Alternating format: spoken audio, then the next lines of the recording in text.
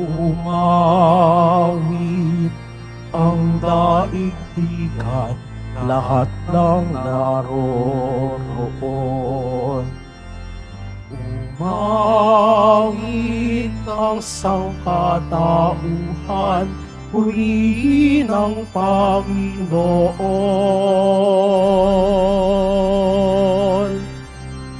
Papuri sa kaitaasan, siya'y papurihan, Diyos ng lahat. O papuri sa kaitaasan, siya'y papurihan, ngayon at magpakailanman. Simulan po natin ang pagdiriwang sa ngalan ng Ama at ng Anak at ng Espiritu Santo. Amen. Ang pagpapala ng ating Panginoong Hesukristo, ang pag-ibig ng Diyos Ama at ang pagkikipagkaisa ng Espiritu Santo naway sumainyong lahat. At sumaiyo rin. Mga kapatid, tayo pong lahat ay nagkakatipon bilang isang mag-anak ng Diyos sa pagdiriwang ng banal na Eukaristiya.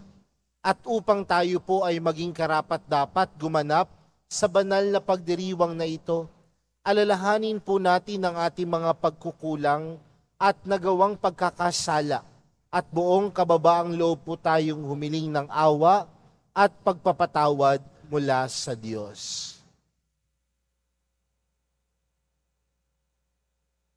Inaamin ko sa makapangyarihang Diyos at sa inyo mga kapatid na lubha akong nagkasala sa isip, sa salita at sa gawa at sa aking pagkukulang. Kaya ay sinasamo ko sa mahal na Birheng Maria, sa lahat ng mga anghel at mga banal, at sa inyo mga kapatid na ako'y ipanalangin sa Panginoong ating Diyos. Kaawaan tayo ng makapangyarihang Diyos, patawarin tayo sa ating mga kasalanan, at patnubayan tayo sa buhay na walang hanggan. Amen. Panginoon, kaawaan mo kami. Panginoon, kaawaan mo kami. Kristo, kaawaan mo kami. Kristo, kaawaan mo kami. Panginoon, kaawaan mo kami. Panginoon, kaawaan mo kami. Manalangin tayo. Ama naming makapangyarihan, kami naway magkaroon ng pitagan at pagmamahal para aming magawang sambahin ang ngalan mo, sapagkat sa mga pinatatag sa iyong pag-ibig, ikaw ay walang pinababayaang masadlak sa ligalig. Iniluluhog namin ito sa pamagitan ni Hesukristo, kasama ng Espiritu Santo, magpa sa walang hanggan. Amen. Magsiupo muna po ang lahat. Pagbasa mula sa ikalawang aklat ng mga hari. Noong mga araw na iyon, sinabi ng punong saserdoteng Celsius, nakita ko sa templo ng Panginoon ang aklat ng kautusan. Ibinigay niya ito kay Safan at binasa naman nito. Nang matupad na ang iniutos sa kanya, nagbalik siya sa hari at sinabing nabilang na ang salapi sa templo at naibigay na sa mga kinauukulan. Sinabi pa niya, ako'y binigyan ni Hilcias ng isang aklat at binasa niya ito sa hari. Nang marinig ng hari ang nilalaman ng aklat, pinunit niya ang kanyang kasuotan. Tinipon niya ang saserdote Hilcias, si Ahikam na anak ni Safan, si Akbor na anak ni Mikaya, ang kalihim na si Safan, at ang mayordomong si Asaya. Sinabi niya, isanggunin ninyo ako sa buong Huda sa Panginoon tungkol sa nilalaman ng aklat na ito. Matindi ang galit niya sa atin dahil sa pagsuway ng ating mga ninuno at sa di natin pagsunod sa mga utos na narito. Ipinatawag ni Haring Hosias ang matatanda ng Huda at Jerusalem, at sila'y nagpunta sa templo ng Panginoon, kasama ang mga saserdote, ang mga propeta, at ang buong bayan. Pagdating doon, ipinabasa niya ang aklat na nakuha sa templo. Pagkabasa, tumayo siya sa plataporma ang hari at taimtim na nangakong susunod sa kautusan at sa lahat ng tuntunin. Ang lahat ng naroon ay nakiisa sa hari sa pangako nito sa Panginoon. Ang salita ng Diyos. Salamat sa Diyos. Ituro mo ang layunin ng mga utos mo sa amin. Ituro mo ang layunin ng mga utos mo sa amin. Ituro mo, Panginoon, layunin ng kautusan, at iyon ang susundin ko habang ako'y nabubuhay. Ituro mo ang layunin ng mga utos mo sa amin. Ituro mo ang batas mo at sisikapin kong masunod. Buong pusong iingat at susundin ng buong lugod. Ituro mo ang layunin ng mga utos mo sa amin. Sa pagsunod sa utos mo, ako'y iyong pangunahan. Sa utos mo'y naroroon ang ligayang inaasam. Ituro mo ang layunin ng mga utos mo sa amin. Bayaan mong hangarin ko na sundin ang iyong utos, higit pa sa paghahangad na yumaman akong lubos. Ituro mo ang layunin ng mga utos mo sa amin. Ilayo mo ang pansin ko sa bagay na walang saysay, at ayon sa pangako mo'y pagpalain akong tunay. Ituro mo ang layunin ng mga utos mo sa amin. Ang lahat ng tuntunin mo, ang hangad ko'y aking sundin, pagkat ikaw ay matuwid, kaya ako'y pagpalain. Ituro mo ang layunin ng mga utos mo sa amin. Magsitayo na po ang lahat.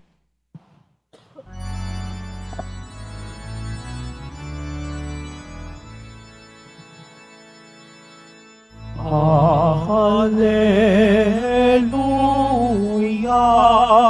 Hallelujah,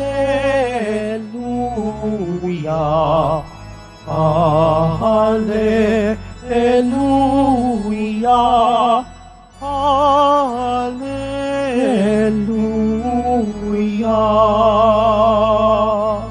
Sa poon ay manatili,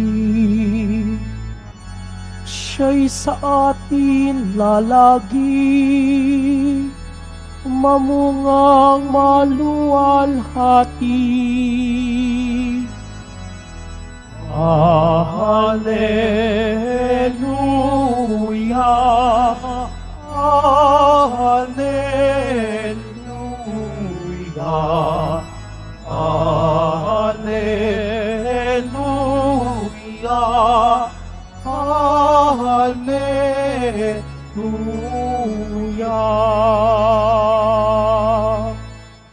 Sumainyo ang Panginoon. At sumaiyo rin. Ang mabuting balita ng Panginoon ayon kay San Mateo. Papuri sa iyo, Panginoon.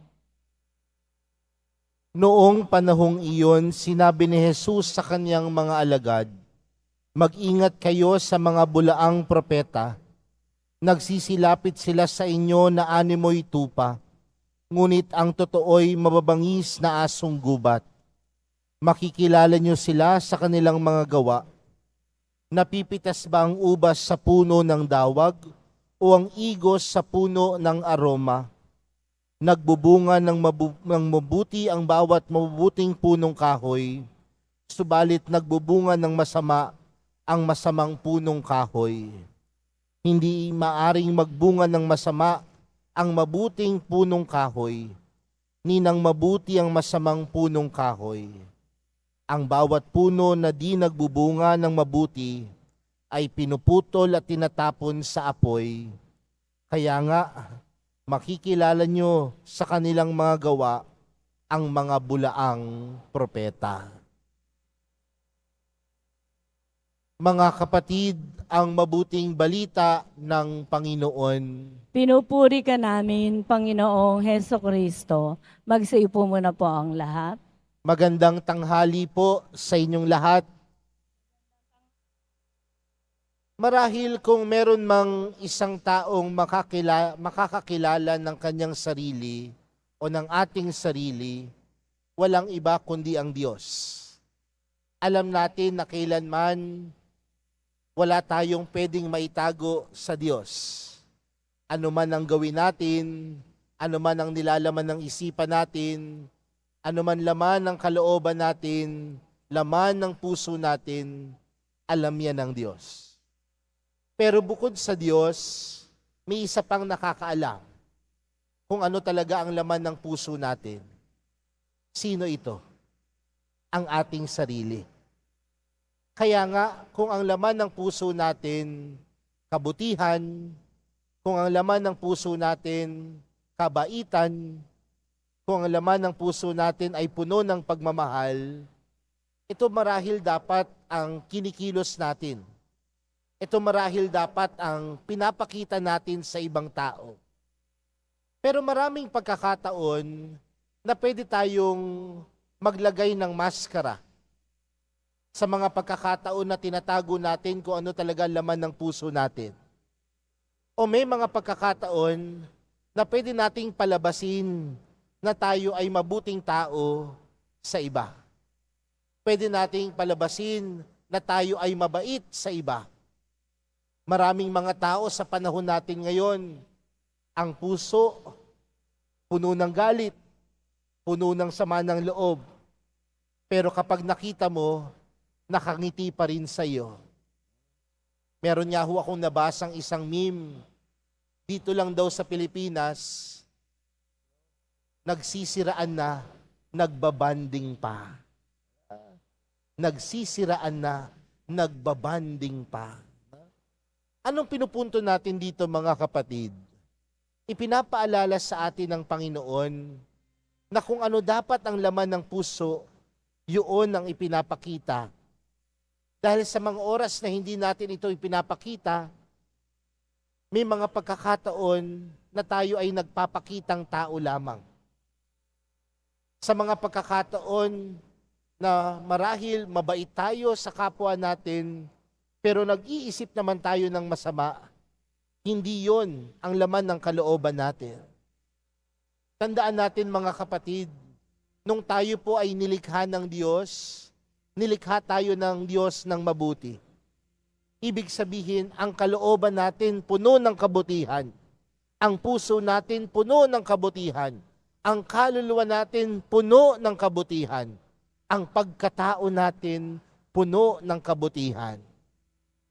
At kung gano'n na lamang at babalik-balikan natin yung oras at pagkakataon na tayo nilikha ng Diyos, dapat nandoon sa atin ang pagsusumikap na maging mabuti. Ang pagsusumikap na gumawa ng tama. Kaya nga, kung gano'n na lamang ang pag-iisip natin, nangangahulugan at ipinapaalala sa atin ng ating Ebanghelyo na tayong lahat ay nakaugnay kay Jesus. At ang taong nakaugnay kay Jesus, nagsusumikap gumawa ng tama, nagsusumikap magpakabuti, at higit sa lahat, nagsusumikap magpakatotoo. Uulitin ko, ang taong nakaugnay kay Jesus, ang taong nakaugnay sa mahal na pong Jesus Nazareno, nagsusumikap magpakabuti, gumawa ng mabuti, at magpakatotoo sa buhay. Kaya nga, dapat tayong mga Kristiyano, hindi tayo plastic. Tayong mga Kristiyano, totoo sa lahat ng mga bagay na ating ginagawa. Bakit? Dahil si Jesus ay totoo. si Jesus ay mabuti. At kung si Jesus ay totoo at mabuti, at tayong lahat ay sumusunod kay Jesus, dapat nagsusumikap din tayong magpakabuti at magpakatotoo. Kaya nga sa bandang dulo ng ating ebanghelyo, anong sinabi ni Jesus? Kaya nga, makikilala ninyo sa kanilang mga gawa ang mga bulaang propeta. At ano ba ang mga bulaang propeta? Hindi nagpapakatotoo.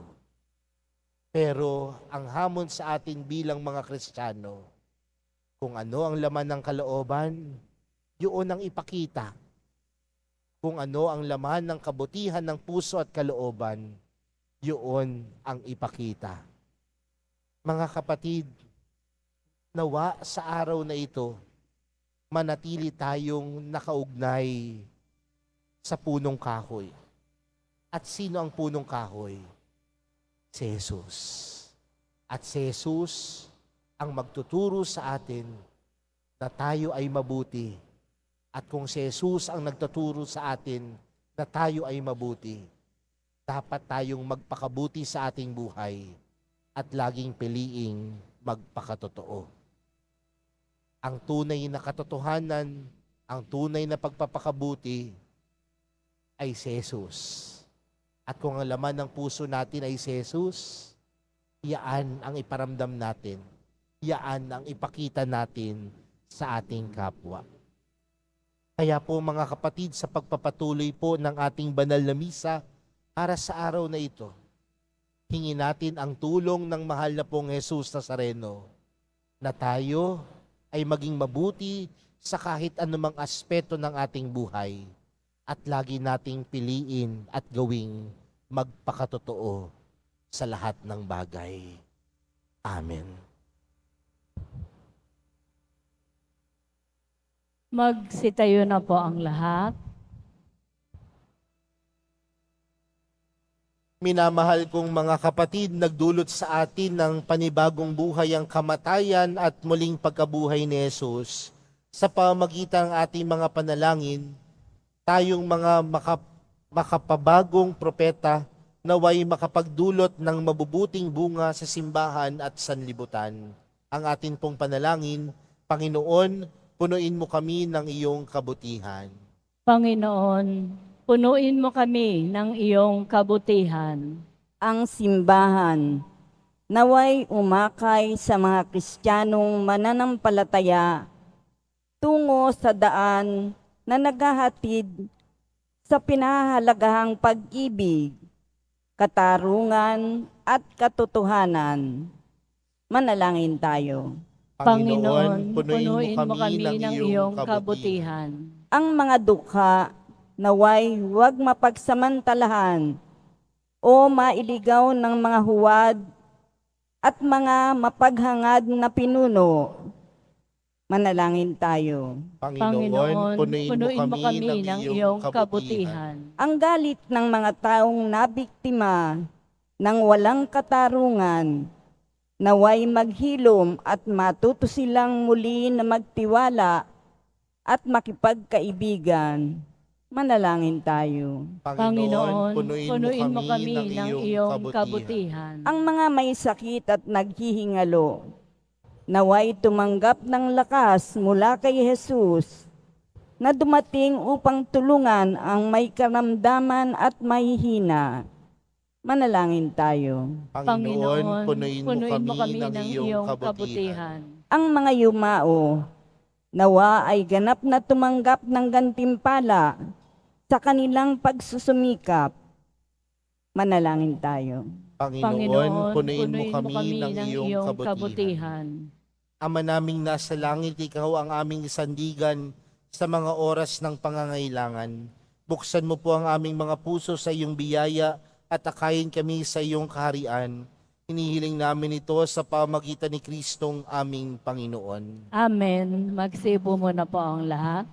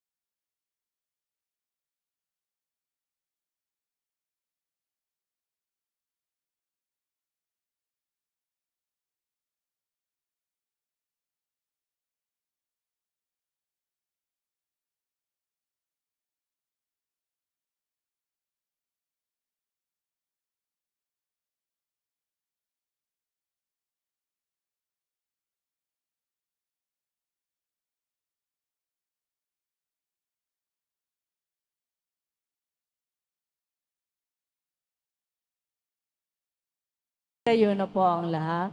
Manalangin po kayo mga kapatid upang ang paghahain natin ay kalugdan ng Diyos amang makapangyarihan.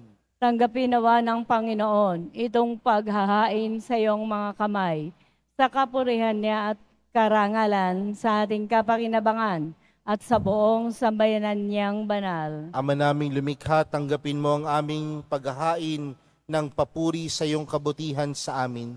Sa dulot nawa nitong kadalisayan, kami naway makapag-alay ng iyong kinalulugdan. Sa pamamagitan ni Jesucristo, kasama ng Espiritu Santo, magpa sa walang hanggan. Amen. Sumainyo ang Panginoon. At sumaiyo rin. Itaas sa Diyos ang inyong puso at diwa. Itinaas na namin sa Panginoon. Pasalamatan natin ang Panginoong ating Diyos. Marapat na siya ay pasalamatan. Ama naming makapangyarihan, tunay ngang marapat na ikaw ay aming pasalamatan.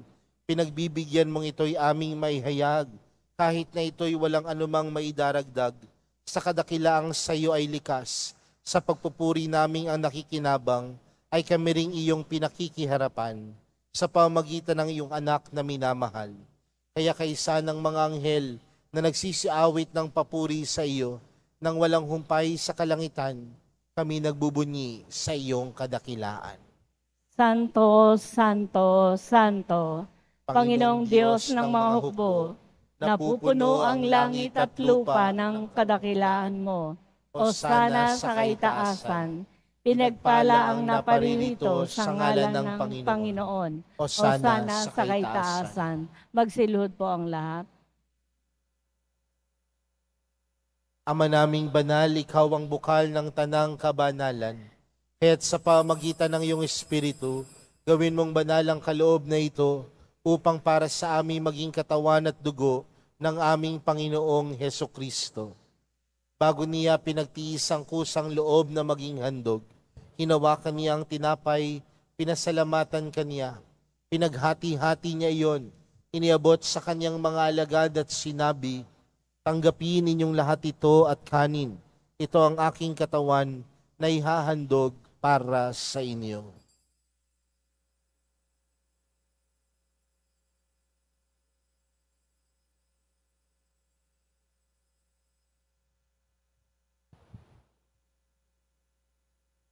Gayon din naman noong matapos ang hapunan, hinawakan niya ang kalis, muli kaniyang pinasalamatan. Iniabot niya ang kalis sa kaniyang mga alagad at sinabi, tanggapin ninyong lahat ito at inumin. Ito ang kalis ng aking dugo, ng bago at walang hanggang tipan. Ang aking dugo na ibubuhos para sa inyo at para sa lahat, sa ikapagpapatawad ng mga kasalanan. Gawin niyo ito sa pag-alala sa akin.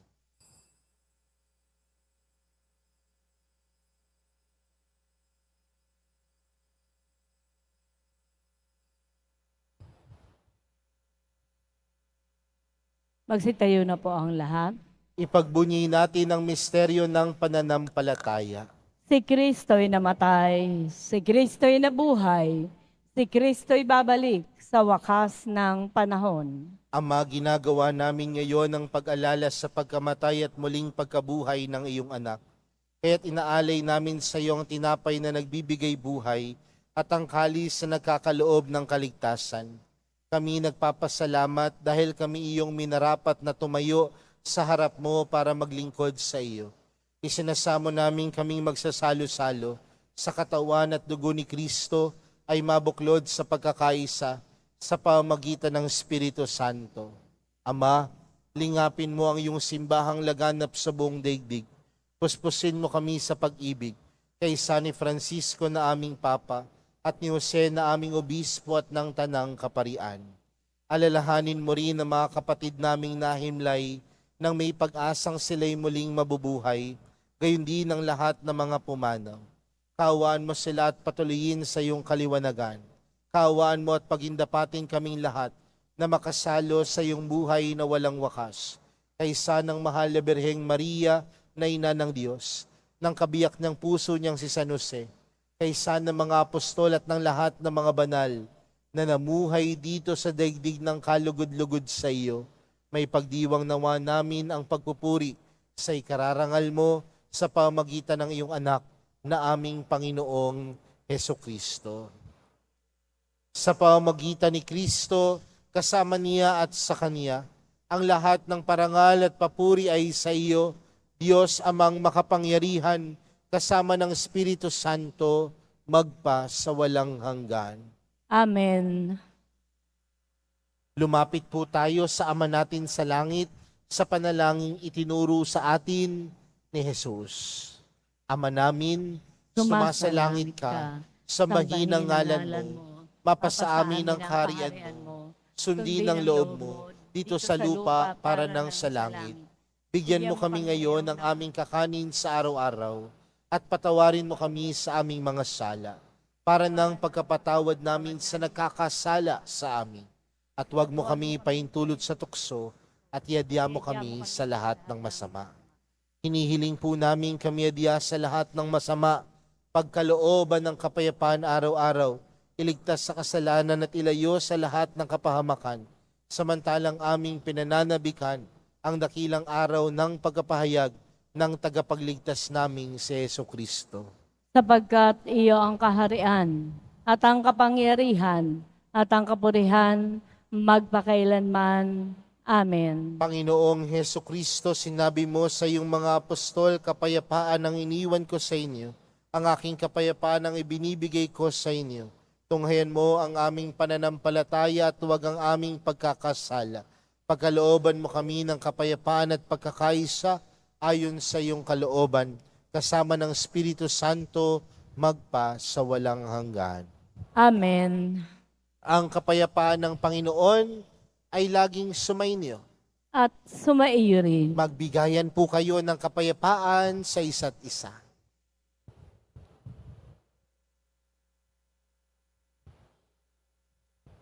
Kordero ng Diyos na nag-aalis ng mga kasalanan ng sanlibutan, maawa ka sa amin.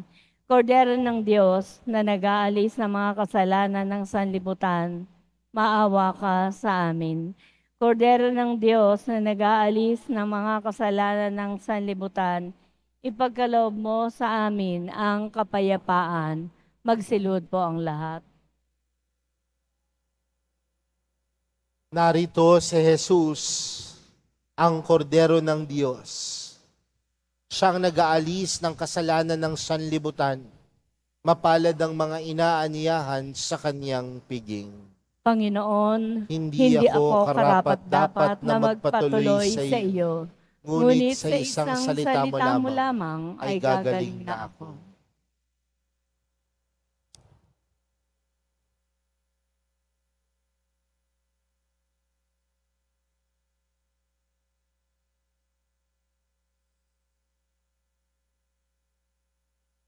Para po sa lahat na tatanggap ng banal na komunyon, sasagot po tayo ng amen.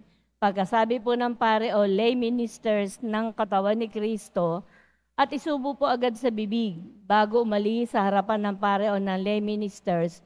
Sumunod po tayo at maraming salamat po.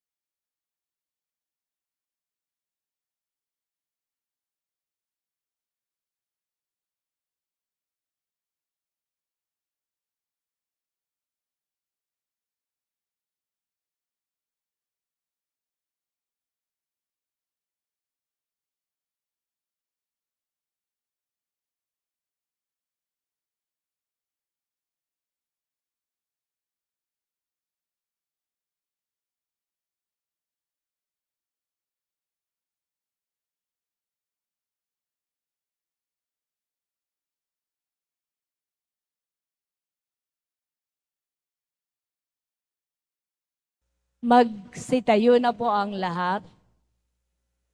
Manalangin tayo. Ama naming mapagmahal, kaming nakinabang sa katawan at dugo ng iyong anak, ay sumasamo sa iyong habag upang ang aming taimtim na ginanap ay maging pagtanggap namin sa tiyak mong pagliligtas. Sa pamamagitan ni Jesucristo, kasama ng Espiritu Santo, magpa sa walang hanggan. Amen. Sumainyo ang Panginoon. At sumaiyo rin. Mahal na pong Jesus Nazareno, inihayag mo sa pamagitan ng krus ang walang maliw na pag-ibig ng Diyos sa sangkatauhan. Pakinggan mo ang kahilingan ng iyong angkan na nagsusumamo sa iyo. Makamtanawa nila ang iyong katugunan at tanggapin ang kasagutan na may utang na loob na tinatanaw. Basbasan din po ninyo ang mga daladala nilang mga imahin at dasalan. Sa pamagitan ng bendisyon na ito, naway maalala nila ang mga pangako nila noon sa binyag na ikaw ang kanilang iibigin at paglilingkuran bilang Panginoon magpa sa walang hanggan. Amen.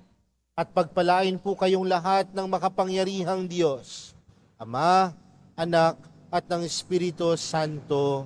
Amen. Humayo kayong taglayang kapayapaan ng Pong Jesus Nazareno. Salamat sa Diyos.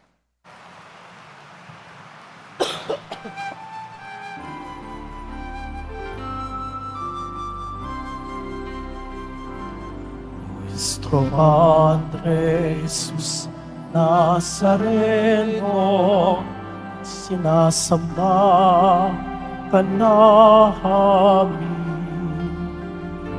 Pinipintuho ka namin, aral mo ang amin, tunay at kaligtasan. Cristo Padre Jesus Nazareno, iligtas mo kami sa kasalanan.